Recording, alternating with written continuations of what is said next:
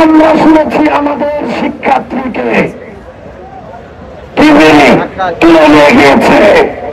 আমরা সুস্পষ্ট মানে বলে দিতে চাই, আপনারা কি আমাদের উপর হামলাকারীদেরকে দেখেন না? আপনারা কি আমাদের উপর লাঠিচার্জ করেছে তাদেরকে দেখেন না? আপনারা কি আমাদের উপর যে বোমা মেরেছে তাদেরকে দেখেন না? আপনারা তাদের বিরুদ্ধে ব্যবস্থা নেন। তারপর আমরা প্রশাসনিকভাবে ক্যাম্পাস থেকে তার বিরুদ্ধে তদন্ত সাপেক্ষে তার উদ্দেশ্য জেনে তারপর ব্যবস্থা নেব। তার আগে যদি তার গায়ে ফুলের টোকা দেওয়া হয়, তাকে যে তুলে নিয়েছেন 2 ঘন্টার ভিতরে যদি ছেড়ে না দেন, আমরা কিন্তু বিভিন্ন ঘোষণা করব।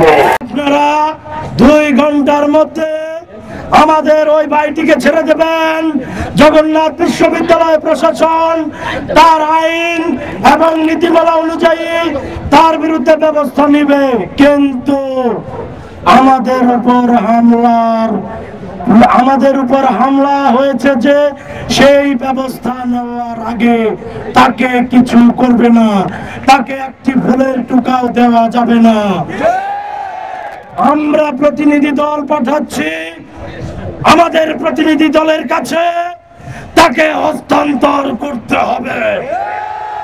বলে দিলাম, সময় মাত্র 2 ঘন্টা।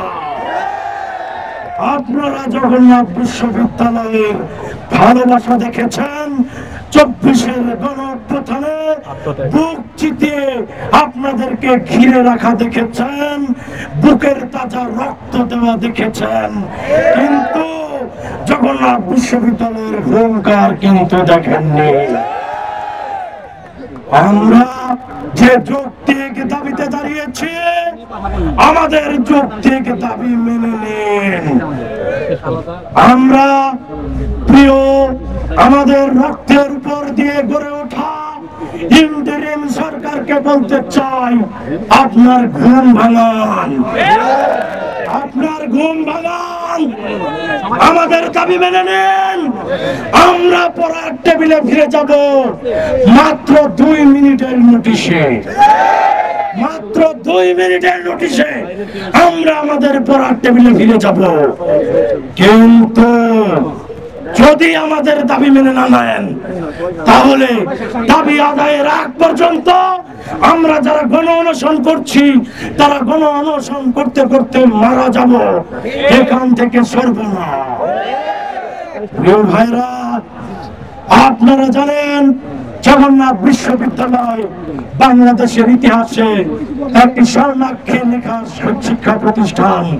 প্রতিটি আন্দোলনে, প্রতিটি বিপ্লবে, প্রতিটি সংগ্রামে, 71-এর মুক্তিযুদ্ধে, 90-এর স্বৈরাচার বিরোধী আন্দোলনে এবং সর্বশেষ 24-এর গণঅভ্যুত্থানে ভ্যানগার্ডের ভূমিকা পালন করেছে। আপনারা সেই ভ্যানগার্ডকে রক্ত চক্ষু দেখাবেন না।